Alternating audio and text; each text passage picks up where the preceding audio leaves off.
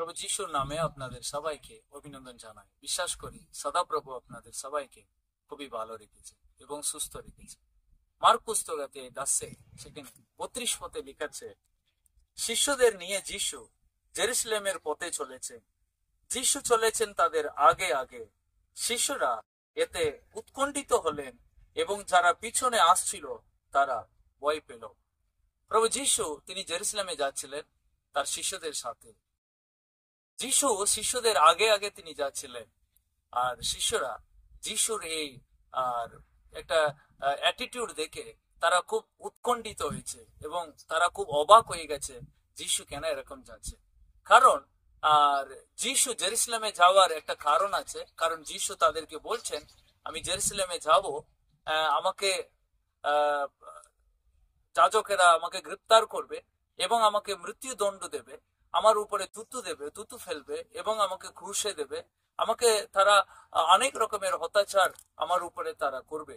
যিশু এটা প্রথমবার নয়, এটা তৃতীয়বার যিশু শিষ্যদেরকে কথাটা তিনি বুঝাচ্ছেন এবং শিষ্যরা খুবই ভয় পেয়েছে। কারণ জেরুসালেমে যদি যায় যিশুকে অবশ্যই যিশুর উপরে অবশ্যই কিছু অত্যাচার হবে। সো তাই শিষ্যরা সর্বদাই যিশুকে রক্ষা করার জন্য চেষ্টা করলো, কিন্তু যিশু এই তৃতীয়বার তাদেরকে কথাটা বলে তিনি জেরুসালেমে যাচ্ছেন।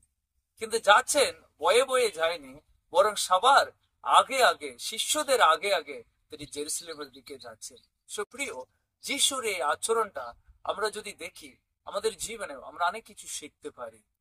যিশু জেরুসালেমে যাচ্ছেন, জেরুসালেমে তাদের জন্য অপেক্ষা করছে একটা খারাপ খবর। যিশু জেরুসালেমে যাচ্ছেন, ওখানে তার জন্য অপেক্ষা করছে একটা মৃত্যুদণ্ড শাস্তি। তার সত্ত্বেও যিশু তিনি ওইটাকে ভয় না করে তিনি এগিয়ে চললেন। এটা আমাদেরকে শিখাচ্ছে যিশু কেন এরকম কাজ করেছেন, কিভাবে যিশু সামনে ভয় থাকার সত্ত্বেও তিনি এগিয়ে গেলেন কেন। তার কারণ দুটো যখন আমি এটাকে পড়ি। নাম্বার 1, যিশু ঈশ্বরের ইচ্ছাকে তিনি করছেন, তাই তার মধ্যে কোনো ভয় নেই।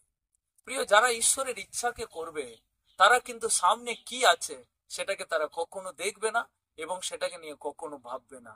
হতে পারে ওটা একটা কঠিন পরিস্থিতি, হতে পারে ওটা কঠিন কিছু হবে, কিন্তু তারা ঈশ্বরের ইচ্ছাকে যদি পূরণ করার এগিয়ে যদি যায়, তারা ওই জিনিসটাকে দেখে ভয় করবে না। তাই যিশু তিনি ঈশ্বরের ইচ্ছা পূর্ণ করছেন, তাই তিনি তার সামনে কি আছে, কি ঘটনা ঘটবে তার উপরে, সেটাকে তিনি ভয় করেন।